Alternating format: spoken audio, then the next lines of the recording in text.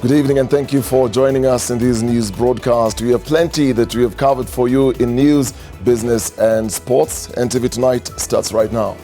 Tonight, a long train ride to Nairobi for more KRA officials suspected of graft. As we stand now, we are told that 4 are in the police custody.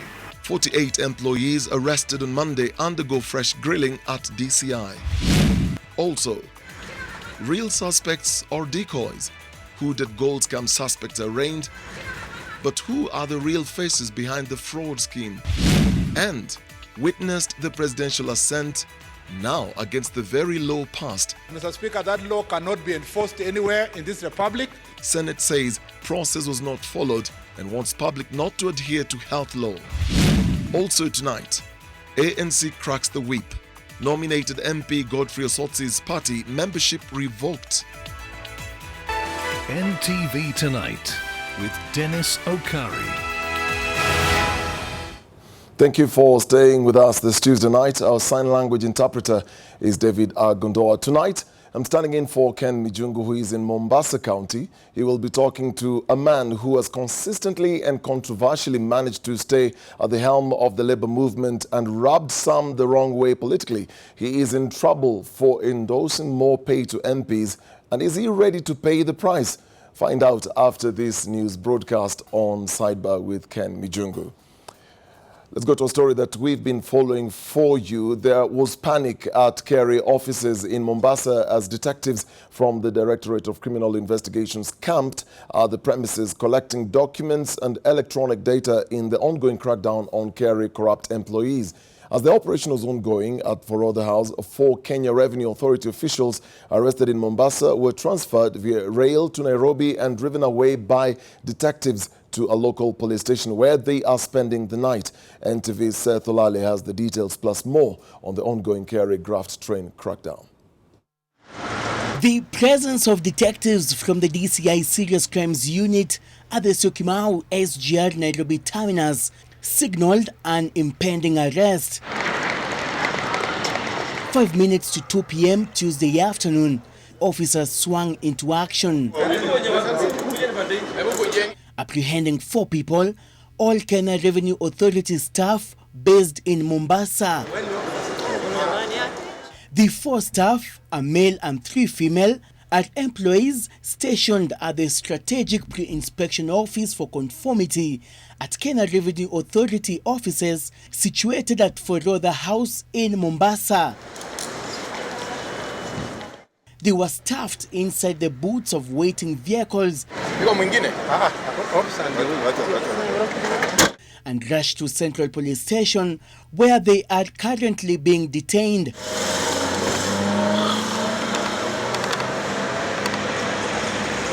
KRA's Coast Region Coordinator Nicholas Kinoti confirmed to NTV that the 4 are employees who were arrested during Friday's crackdown and transferred to Makupa Police Station. The team is charged with the responsibility of ensuring that the goods that enter into the country meet the Kenyan requirements and the Kenyan standards.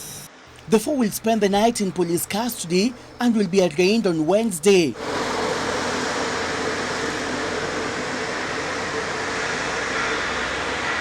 At the Kenya Revenue Authority offices in Mombasa, detectives attached to the DCI camped in the premises for close to 4 hours. According to witnesses, the officers were accompanied by security officers from KRA and collected documents and electronic data from various units. We allow the law enforcement agencies to perform their functions, to do the quality control and the quality checks, and there will be a lot of objectivity in the entire process. 48 other KRA staff that were ordered to surrender the DCI headquarters yesterday underwent further grilling in an exercise conducted by the Banking Fraud Unit and the Serious Crimes Unit. A source revealed that the suspects, mostly from the Domestic Tax Department and Customs Border Control Unit, are likely to be arraigned in court alongside the other 4 from Mombasa on Wednesday at the Anti-Corruption Court in Milimani. 38 others who were arraigned in court on Monday are serving a 14-day detention order at Muthaiga, Kileleshwa and Gigiri police stations. The Kenya Revenue Authority Board has moved in to defend Commissioner General John Njiraini. The board in a statement expressed confidence in the Commissioner General and management team at KRA despite the tax collector having repeatedly failed to attain revenue collection targets coupled with corruption allegations against employees. The forensic examination and analysis being undertaken involves retrieving call data and text messages of the suspects ranging from 1st July 2017 to May 9th, 2019. Detectives hope that the reports will be ready just in time before the lapse of the 14 days detention of the suspects as ordered by the court. Seth Olale, NTV at the DCI headquarters, Kiambu Road. The 15 suspects who were arrested on Monday in connection with a gold syndicate in Kileleshwa Estate in Nairobi will be detained for 7 days to allow detectives more time to conduct investigations into the fake gold racket. At the same time, 2 more foreigners linked to the 400 million gold scam involving the United Arab Emirates royal family were arraigned before the court in yet another case where they are said to have defrauded a Kenyan of more than 3 million shillings in their illegal fake gold business. NTV's Zainab Ismail delves into the developing story that has dragged in a senator and a top government official implicated in the notorious and growing fake gold business. Hiding their faces with sweaters and jackets, the 12 men and 3 women arrested on Monday evening at the Kapote Gardens over the alleged linkage to a gold syndicate in the country appeared before senior resident magistrate Paul Mayova. According to documents by prosecution as seen by NTV, the 15 were in possession of material indicating they were involved in an illegal transaction. During the raid on Monday, officers carried away large black boxes said to contain the fake gold. Out of the 15 suspects, 3 were foreigners and lacked identification documents and are suspected to be in the country illegally. Detectives say apart from the suspected gold scam trade, the suspects might also be involved in cyber-related crimes within and outside the country. Our visit to the residential home in question a day after the raid did not yield much.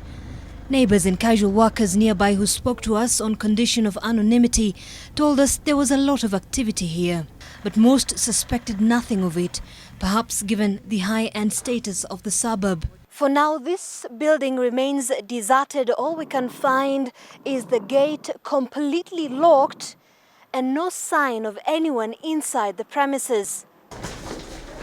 The case involving the 15 suspects will be mentioned on the 21st of May. Also in court today in another fake gold fraud case were a Kenyan national, Mohammed Akbar Rashi alias Amit Gadhi, and a Bulgarian national, Stankov Petrov alias Victor Roster. The 2 men who were arrested last Thursday and who are connected to the complex fraud scheme where a Saudi royal was conned of 400 million shillings that is now under investigation.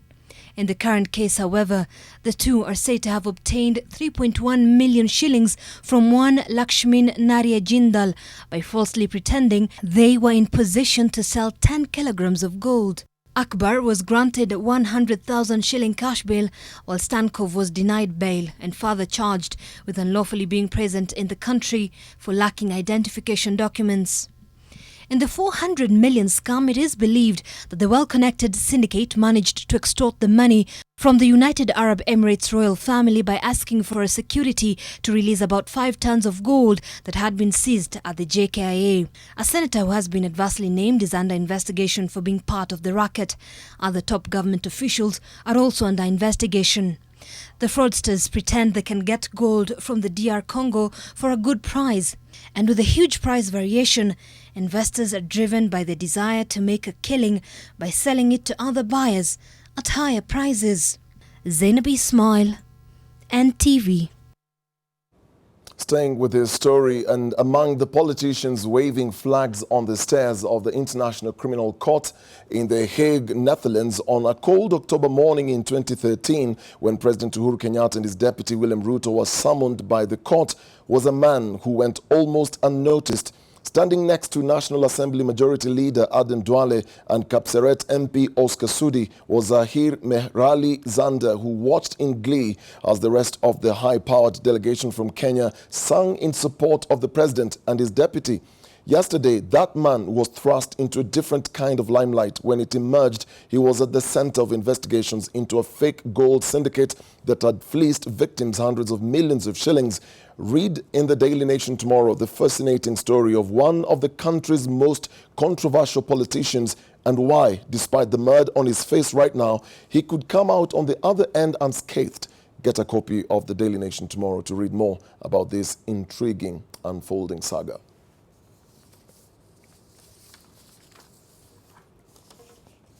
The office of the president will be spending 500 million shillings a month in the new budgetary allocations for the financial year 2018-2019. 11.2 billion shillings has been set aside for the presidency, a 26% increment from last year's budget. And as Mel Miendo now reports, this could also spell the end of austerity.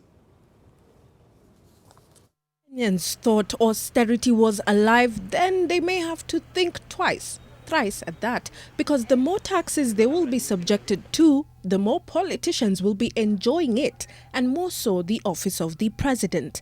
In the year 2017-2018, the country's budget shot up by 26%. Well, a huge chunk of that percentage will go towards the presidency. 11.2 billion shillings in the new financial year come July 2019, up from 8.8 billion allocated in the current fiscal year. This in itself represents a 2.3 billion shilling rise in the budget. Almost half of this amount will go towards the procurement of goods and services, catering for entertainment, hosting dignitaries, and the day-to-day running in the office of the president. But this was no ghost allocation. The Treasury increased the goods and services budget for the presidency from 4.9 billion to 6 billion this year. And this means that President Uhuru Kenyatta's office will be spending 16.4 million a day to just run its affairs, or better yet, 500 million shillings monthly. That's not all. Those working in the presidency will enjoy a pay rise after the compensation of employees' budget rose from 2.3 billion to 2.5 billion shillings. Of the top government officials to benefit the most from this pay rise is the president and his cabinet. In his final leg as the Commander-in-Chief, President Uhuru Kenyatta is set to enjoy a budget that is the highest in the last 3 years. This being the exact opposite from his promise of an austerity plan launched in 2014. Given that State House sets the tone of expenditure, the major increase in its budget is likely to give other government departments the confidence to demand for more. If and when the budget is approved with the quotations it currently has, then Common Mwananchi will experience what might become the worst nightmare in funding the country's budget. Mel Miendo, NTV. Well, that expenditure and more details on this story will be in your copy tomorrow, the Daily Nation, so don't miss it. Plenty of stories to look forward to there. The Senate is advising the public not to obey a law signed by the president that amended sections of the Health Act. Majority Leader Kipchumba Murkomen says the law was signed without the participation of the Senate, yet it deals with a devolved function, health. The Senate says the move is the latest affront to the sovereignty of the upper house. NTV's Brenda Wanga reports. The president's assenting to the Health Laws Amendment Bill of 2018 might have been just another in-tray item for the president when he resurfaced from a nearly 2-week absence from the public. But it seems it was in vain. The president's assent to that bill has now been called into question. That is not law for purpose of our constitution, that, Mr. Speaker, that law cannot be enforced anywhere in this republic because it did not go through the required legal mechanism of passing law. The Senate's contention is that the health bill ought to have gone through the Senate as it involves a devolved function. Mr. Speaker, to imagine that the National Assembly can pass a bill relating to health and take it to the President for assent is a very serious assault on the Constitution in general and this House in particular. A time has come when we must tell the President that if you took the hand device of whoever gave you the hand device, know that you are being advised by very incompetent people, Mr. Speaker. While leading the protestations against the President's Act, the leader of majority also found himself on the receiving end of criticism from his peers. I firmly advise against it. I firmly advised against it. Senator Mutula, continue. Thank you, Speaker. I just want to confirm that was a real picture. Murkomen has denied pictures before where it looks like a Photoshop and other senators. Mr. Speaker, although I agree about the Assumption of Office bill, the new law amends section of the Pharmacy and Poisoners Act, the Medical Practitioners and Dentists Act, the Nurses Act, the Kenya Medical Training College Act, amongst others.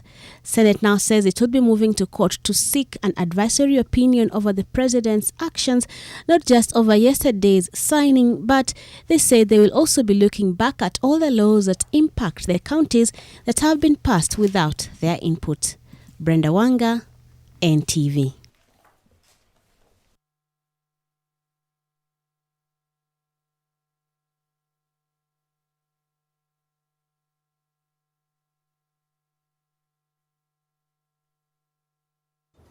The two houses of parliament have set up a mediation committee in the wake of their refusal to cede ground on reviewing the funds allocated by the national government to counties.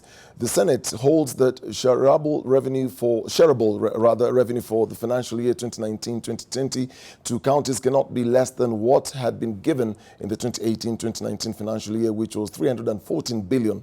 The National Assembly has capped the figure at 310 billion instead of 335 billion the Senate had proposed. The members of the committee from the National Assembly are Majority Leader Aden Duale, Minority Leader John Badi, Chairman of the Budget and Appropriations Committee Kimani Ichung'wah, and nominated MP and Majority Party Deputy Whip Cecily Mbarire. On the Senate part, the membership is made of the Chairperson of the Finance Committee, Mohamed Mahmoud Makweni Senator, Mutula Kilonzo Jr., Narok Senator Ledama Olekina, and Senate Majority Whip and Nakuru Senator Susan Kihika. Godfrey Osotsi, a nominated Member of Parliament, has been officially expelled from the Amani National Congress Party. In a letter addressed to him from the Party Secretary General Barak Muluka, Osotsi was informed that his name had been removed from the membership register of the party by the Registrar of Political Parties. Osotsi says due process was not followed and he will challenge the decision in courts. Today, the Amani National Congress Party, popularly known as ANC, penned a letter to nominated Member of Parliament Godfrey Osotsi informing him of his ejection from the party.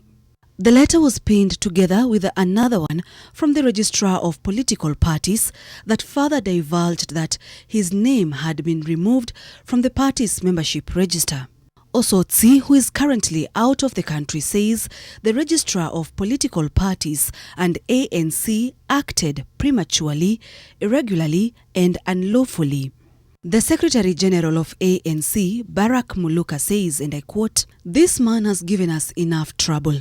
We summoned him to come for talks, but he declined. He moved to court and lost." End of quote. The Political Parties Act, Section 14, states that a person who, while being a member of a political party, forms another political party, joins in the formation of another political party, or joins another political party in any way or manner, publicly advocates for the formation of another political party, or promotes the ideology, interests, or policies of another political party, shall, notwithstanding the provisions of subsection 1 or the provisions of another written law, be deemed to have resigned from the previous political party. Osotsi was accused of the latter by his party. 2022 Raila Amolo Odinga ndiye atakuwa rais wa Kenya. Osotsi says he will challenge the decision in court. He had earlier tried to reach out for one-on-one talks with the party's leader, Musalia Mudavadi, through a letter on the 6th of May. But his request for dialogue was turned down. He said that he had been advised that the window for dialogue had been closed. For some time, Osotsi has been at loggerheads with the leadership of the party alongside Kakamega Senator, who they have all been accused of disrespecting Mudavadi. The party had asked the registrar of political parties to strike Osotsi from the party register. Sharon Baranga, NTV.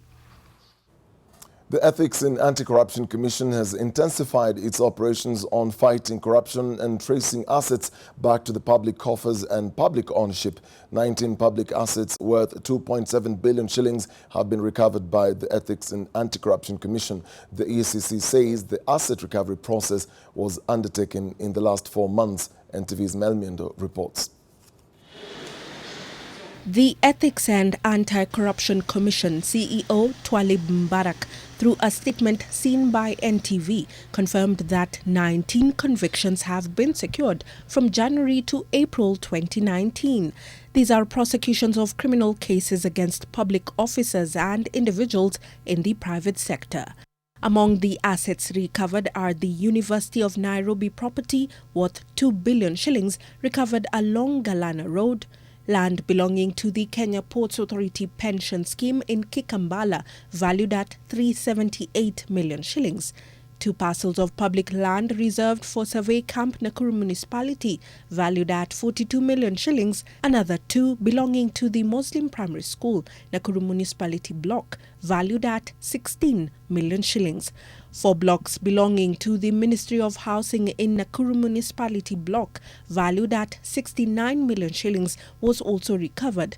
A parcel of land belonging to the Postal Corporation of Kenya in Nakuru Town, valued at 150 million shillings, was recovered as well. In Naivasha, the EACC recovered 142 acres of land belonging to the Kenya Agricultural and Livestock Research Organization, valued at 490 million shillings. While in Sotik Township, the EACC in Bomet recovered 2 parcels of land meant for the county stadium, valued at 4.4 million. The EACC is currently investigating claims of illegal acquisition of government land off Bishop's Road in Kilimani, belonging to the Kenya School of Law, valued at 500 million shillings. EACC has adopted the alternative dispute resolution mechanism in most of its asset recovery proceedings, especially on issues to do with land.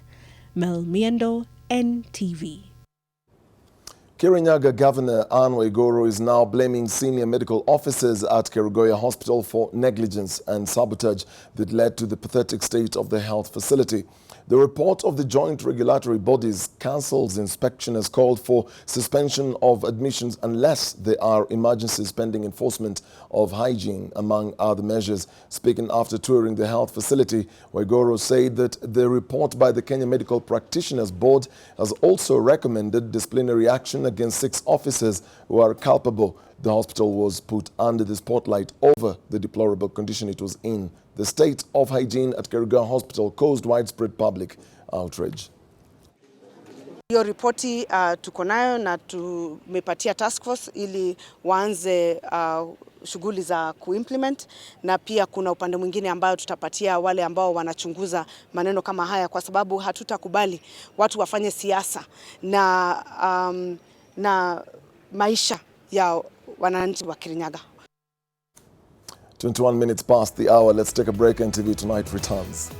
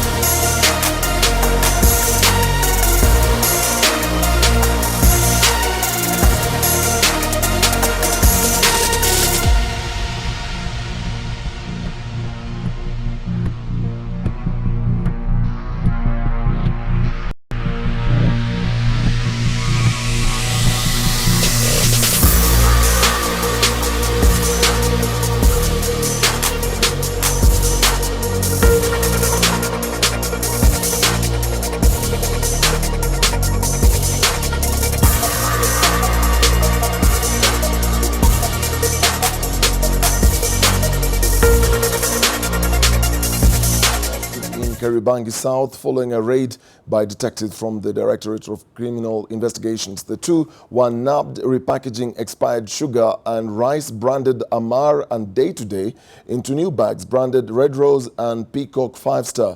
The officers said they were informed by a member of the public and were accompanied by the police and health officials to conduct the operation. Business came to a standstill at Kimendo stores in this go-down at Kariobangi South following a raid by DCI officers.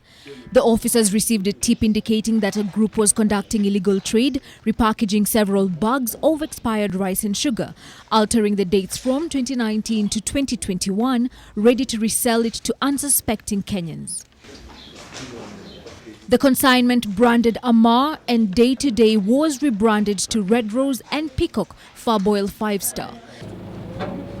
In Garissa, police intercepted 400 bags of contraband sugar weighing 25 kilos each containing Brazilian brown sugar. The shipment was confiscated 50 kilometers from Garissa town. The time for this illegal business is over. We are going to step up our operations to ensure that no more uncustomed goods get their place into our market. Earlier this year, police in Garissa impounded a truck carrying 360 bags of contraband sugar weighing 25 kilos each, believed to be from neighboring Somalia and allegedly destined for Garissa town. Investigations are still ongoing to establish the people linked to the contraband goods. Helen Aura, NTV. A family in Thika sub-county is demanding answers after their 78-year-old father, Joseph Ngige Kiarie, died in mysterious circumstances. Ngige Kiarie was admitted at Mount Sinai Private Hospital on Saturday, but was later transferred to Thika Level 5 Hospital with severe bodily injuries and later died while undergoing treatment. 78-year-old Joseph Ngige Kiarie was admitted at Mount Sinai Hospital in Thika on Saturday. According to the family, the old man had complained of chest pains. On Sunday, a few members of the family visited Ngige and even spent the afternoon with him. But later at night, at around 2 a.m., Patrick Njuguna received a distress call from the hospital regarding his father. We received a referral of an elderly patient from a neighboring hospital. A lot of investigations were done according to his injuries, which were all over the body. His condition deteriorated and we lost the patient within our hospital.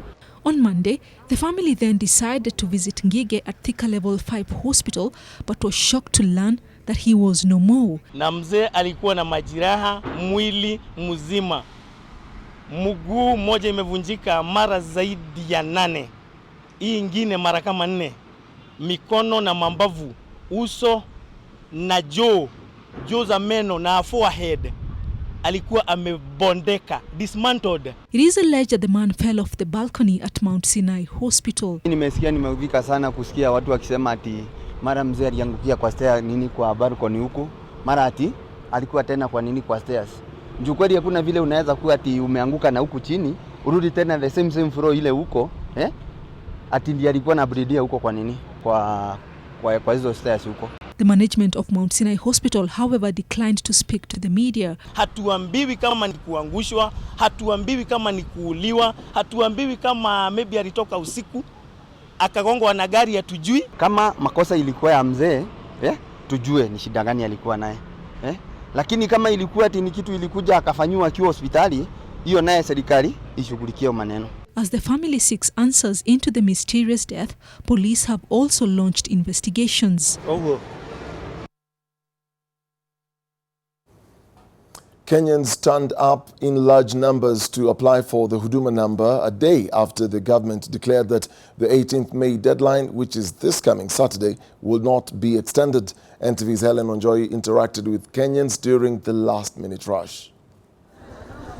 With Interior and Coordination CS Dr. Fred Matiang'i's announcement that no extension would be given, most Huduma registration centers in the country saw many applicants turn up, and the long queues that are typical of Kenyans in the last-minute rush to beat deadlines. At the Imara Daima Huduma Center, Many brave the hot sun to register over fear of being blocked from accessing government services. It's barely 5 p.m. and the registration center has been a buzz of activity since 6 a.m.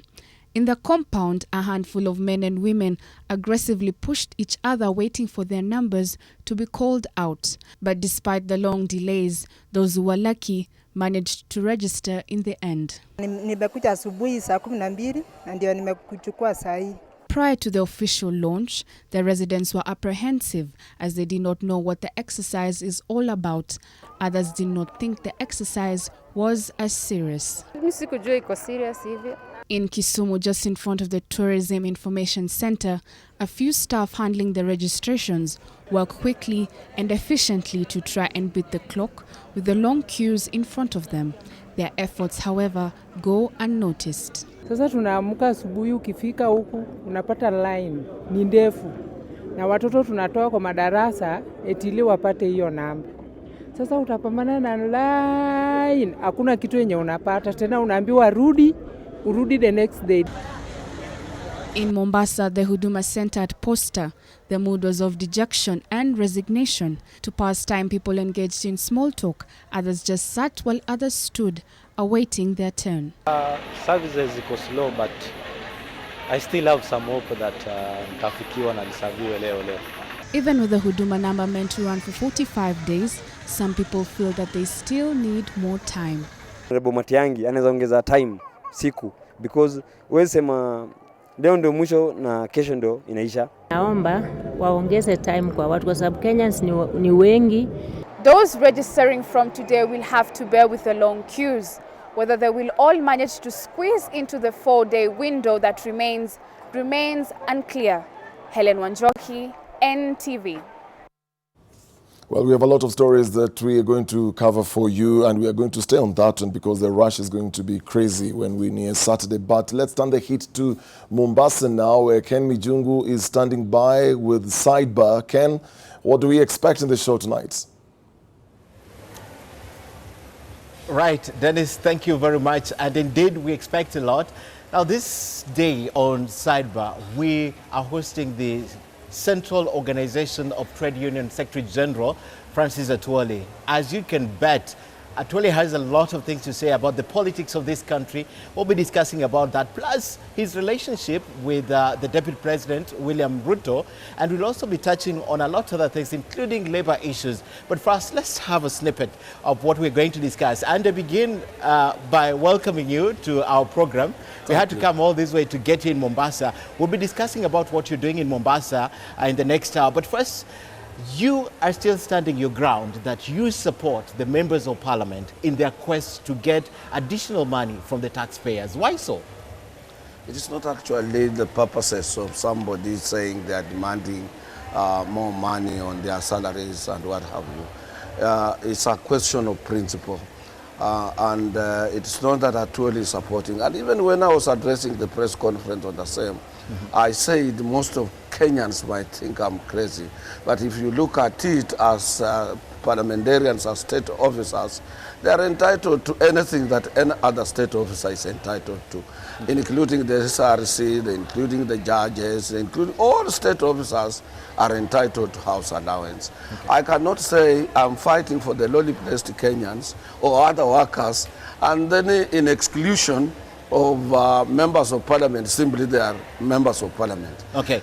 But it's causing a lot of discomfort among the public. I mean, you represent workers and you fight for their rights.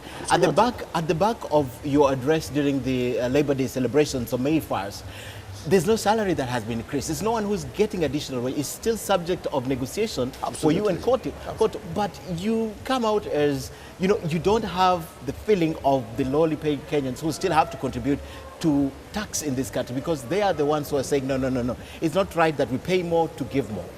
What I did on that day when I addressed a press conference, I said that why members of parliament should be paid more is pegged on two ways. Okay. One is the culture that we Kenyans we have created, which is a worst culture.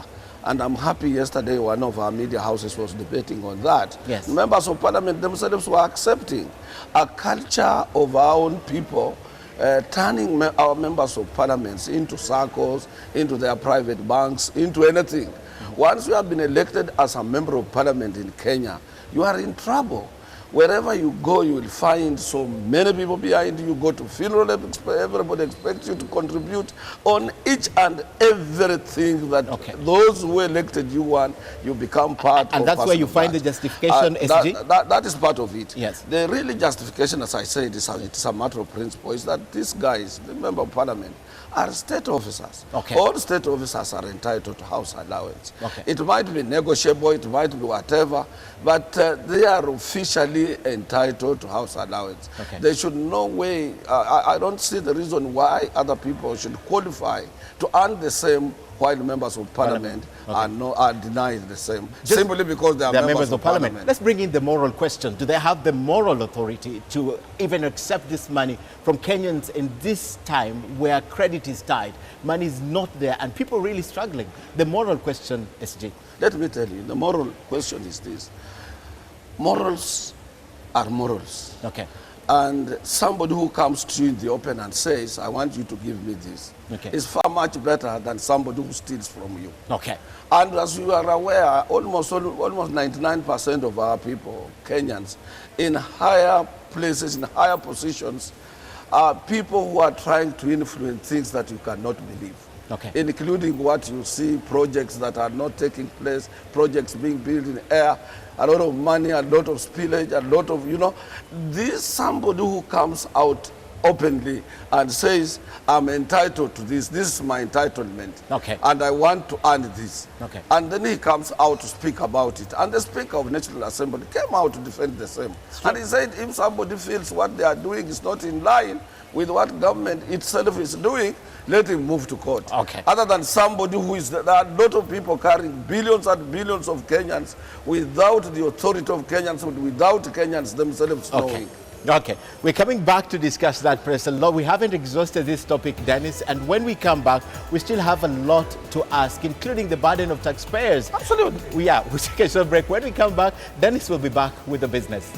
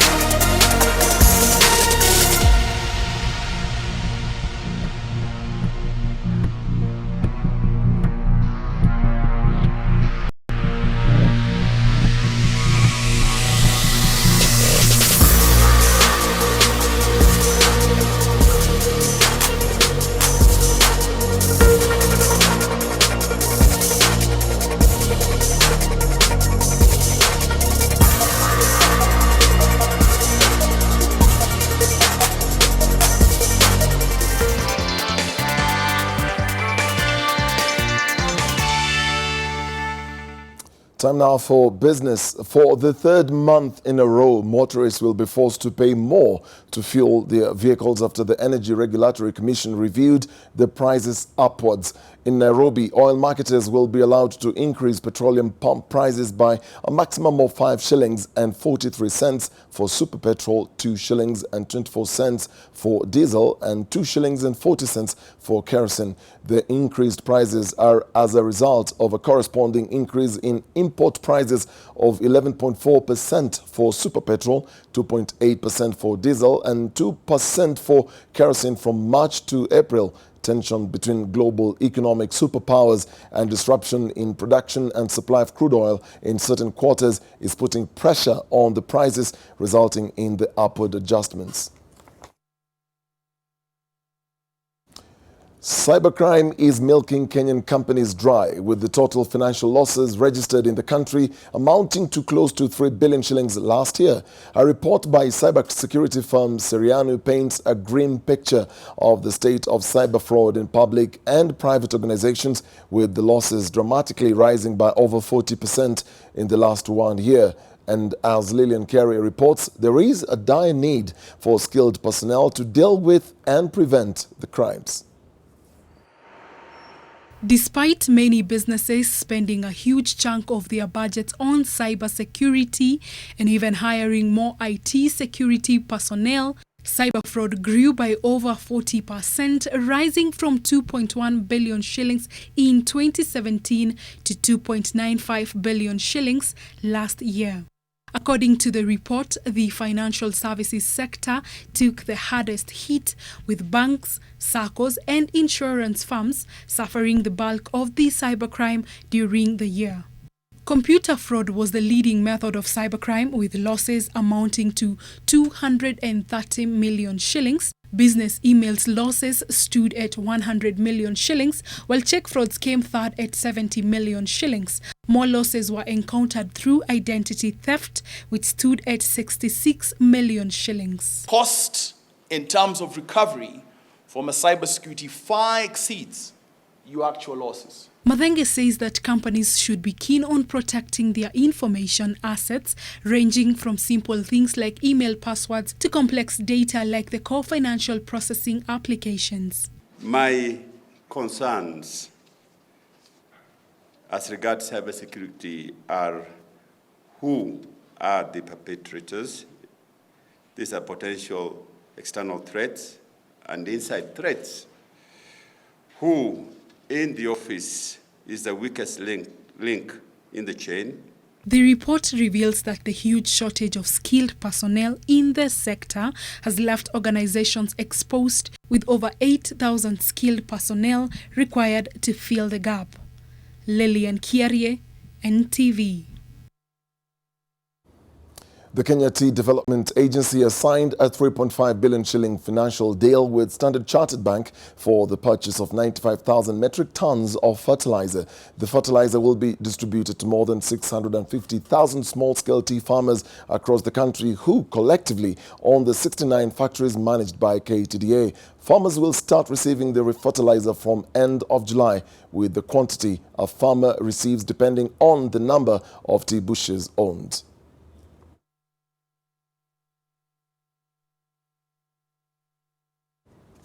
Now, maize farmers in Trans Nzoia County risk losing 50% of the produce due to the fall of armyworm invasion coming on the heels of failed rains. Trans Nzoia Agriculture CEC member Mary Nzomo has urged farmers to plant other fast-maturing crops in case the maize they have planted does not yield due to delayed rains. The county has cited that the armyworms are brought about by change of climate. Farmers have also been urged to thoroughly inspect their farms and take proper measures to mitigate the situation.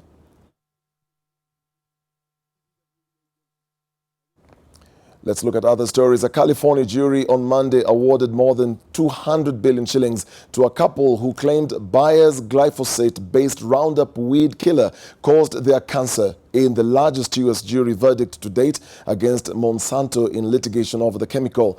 The jury found Roundup had been defectively designed and that the company acted negligently by failing to warn of the herbicide's cancer risk. The case is the third consecutive U.S. jury verdict against the company in litigation over the chemical. And we are done with business.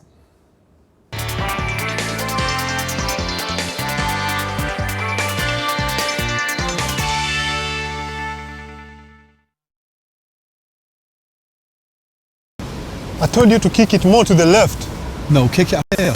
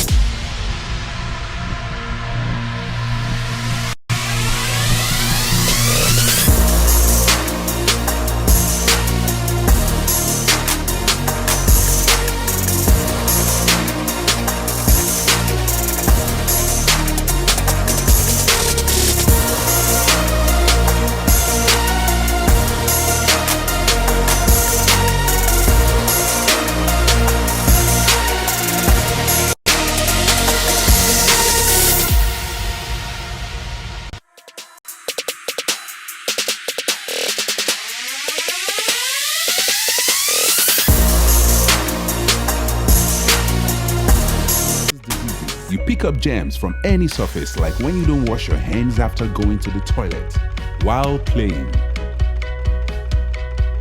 And then you can get sick because of germs.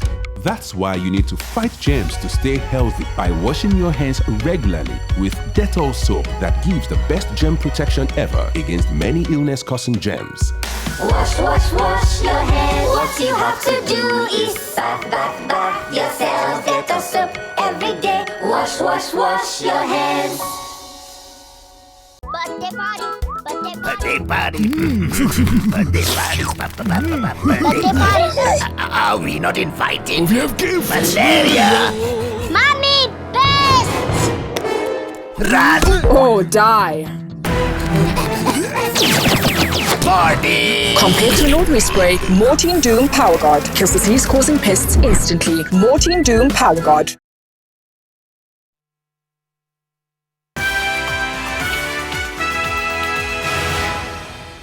Welcome back to NTV. Tonight, one person died and 9 others are admitted in isolation in Wajir County over what is a suspected cholera outbreak. The patient started streaming into hospitals on Monday with cholera-like symptoms, and the County Executive Committee member of Health, Abdihakim Bilo, says that of the 9 cases, 5 are from Godade, 3 from South Sea, and 1 from Jogo. The county's Department of Health is racing against time to contain further spread of the disease. The county's Health CEC says the hospital's response unit is up to the task of containing the outbreak. The country has been on high cholera alert following cholera outbreaks in various counties.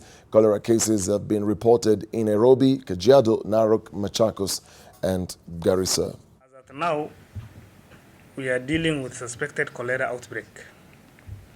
We have activated our response team, and stakeholders' engagement is also underway. The department advises the public to take precautions and report immediately any suspected case of cholera. Further afield, students in Mogadishu began protesting after the Somali government postponed general examinations over alleged leakage. According to the Minister of Education, the national secondary exams were cancelled after papers were leaked on social media platforms. Over 31,000 students have been affected by the cancellation. The exams had initially begun last Saturday and were expected to be held between the 11th and 21st of May. In a bid to prevent the incident reoccurring, social media is to be blocked for 5 days. Sudanese protesters are accusing the country's regime of planning to divide people as they demonstrate outside the army headquarters in the capital, Khartoum. An army major and 5 protesters were shot dead in the capital hours after protest leaders and the ruling generals reached a breakthrough agreement on transnational authorities to run the country. The major and the protester were killed at a sit-in outside the army headquarters in Khartoum, where thousands of protesters remain camped for weeks, demanding that the army generals who took power after ousting Bashir step down.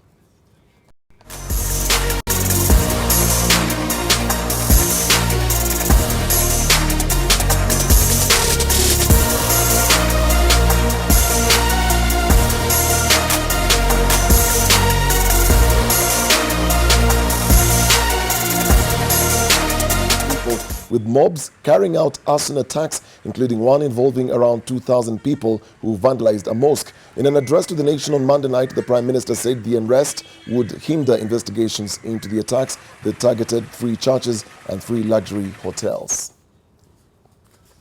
We'll take a break on that note. Sports is coming up next. Stay with us.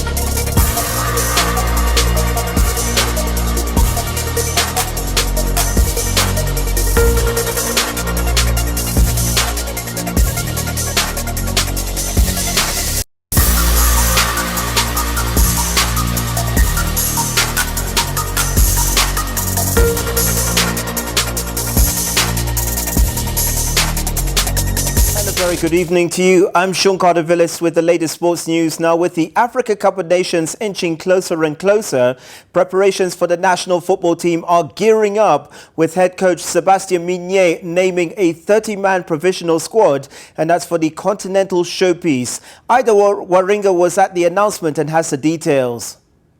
Will not travel in Egypt like a tourist, okay? Strong words from national football head coach Sebastian Menye at a press conference naming a provisional 30-man squad ahead of Kenya's first African Cup of Nations in 15 years. The squad, comprising of 18 players based outside of Kenya, will be whittled down to 26 players who will travel to France for a 19-day pre-AFCON camp on May 31st before being trimmed again to a final 23-man squad for the tournament slated for 21st June in Egypt. The selection has drawn mixed reactions, with the official exclusion of Zambian Super League champion and Zesco FC United 2018 top scorer Jesse Were reigniting the debate. JC received 26 call-up already. He never scored one goal in national team. So I know he's the best striker in Zambia, but we have also the best striker in Kenya.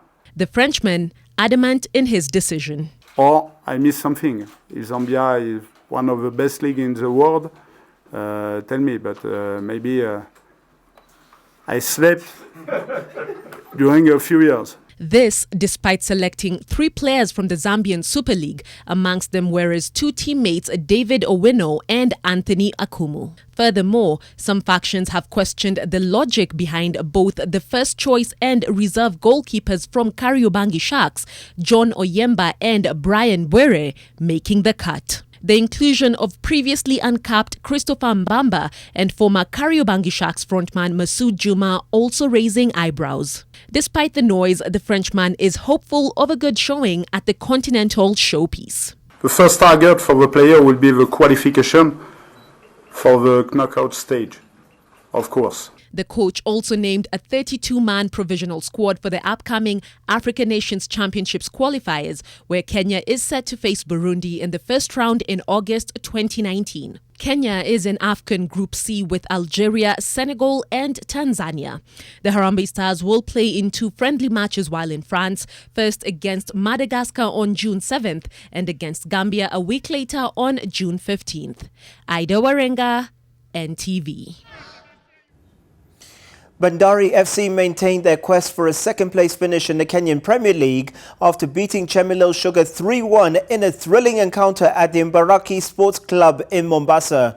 The Docksmen came from a goal down after Chemelil had taken an 8th-minute lead through Richard Oti. Yema Mwana then netted a brace before David Kingatua added the third. The result leaves Bandari in third place with 55 points with a game in hand, having played 29 matches ahead of their clash against Tusker on Thursday.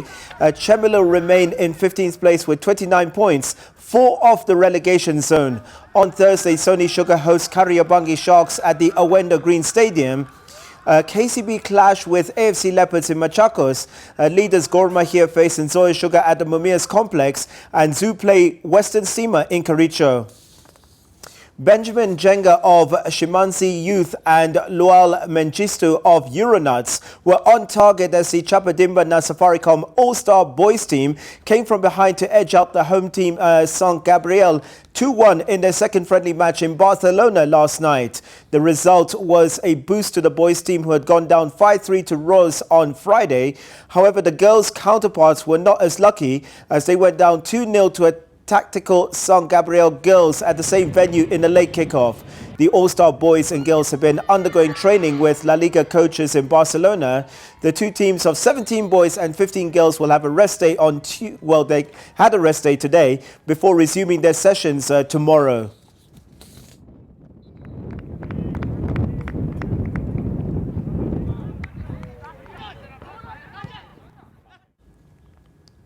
UEFA investigators want Manchester City to be banned from the Champions League for a season if they're found guilty of breaking financial rules. The investigation, led by the former Belgian Prime Minister Yves Leterme, is expected to conclude later this week and is set to advise a ban from the Champions League of at least 1 season. Any attempt to ban City is likely to lead to a potentially legal battle regarding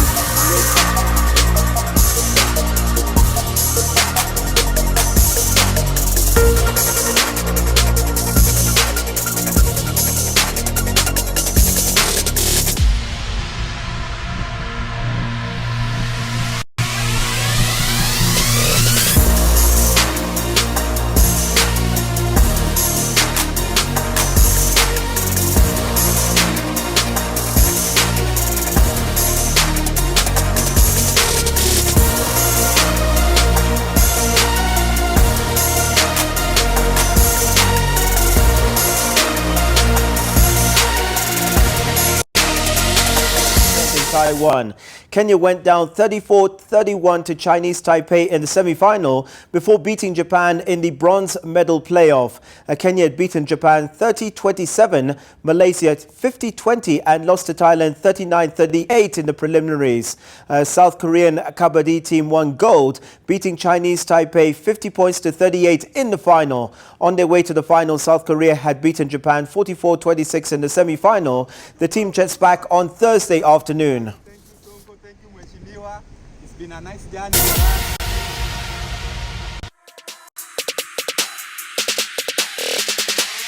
Tumekujia gold lakini Mungu akatubless na bronze.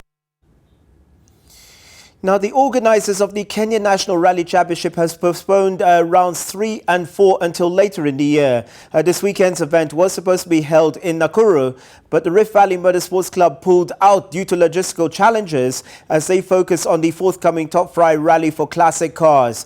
The Eldoret Rally, which was initially cancelled last month, was scheduled to take over Nakuru, but up to now the organizers have not been given a date by the Kenya Motorsports Federation. With no events in May and June, the drivers will have to wait until July for the Safari Rally, which is a candidate event for the World Rally Championship.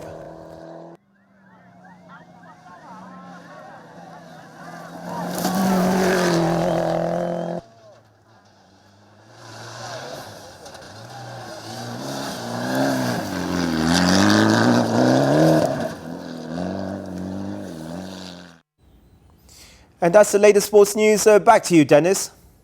Well, thank you so much, Sean. That's all we had for you. But before we wind up, we will just cross over to Mombasa, where they will be, where Ken Mijungu is hosting Co-to Secretary General Francis Atwoli on Sidebar in just a few minutes. Thank you so much for watching. My name is Dennis Okari. Our sign language presenter tonight was David Agundoa. Good night.